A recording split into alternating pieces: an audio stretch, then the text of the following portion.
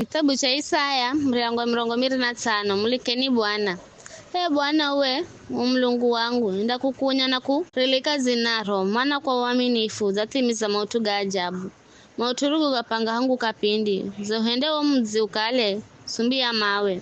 mzi wenye ngome ukala ganzo rizumbaraje ne ukala simzi kaheri na ukaunda jingo kaheri kare kosi kwa visho atu yenye nguvu manda kuishimu mizi ya mataifa gatishago inda kwa goha kwani uoza kala ngome ya maskini ngome ya mtoi wakatupata utabu uhatu wakuchimbirira wakati wakikukuzi upewe ya kuzama zuwa maana atirima napiga kwa ukali here lumvuto lupiga je ukuta here zoho kaiza hatu akavu unalukomesha lonzo lo ajeni here ingurizi yaje zuwa visho ndijo wawira maimbao wa atiriri undiho nyamazwa kiza kaiza mrima bwana wa majeshi anda usiratosi sherehe ya vitu ja kunona sherehe ya divembizi ya kutunzwa ato na sherehe ya nyamambizi ya kunona kiza zulu za mrima mlunganda usengura sumazi rizuro afinikira atosi pazi izi yonifinikira mataifa gosi andanonga kifa kare na kare wana mlunganda afuta mazozi atosi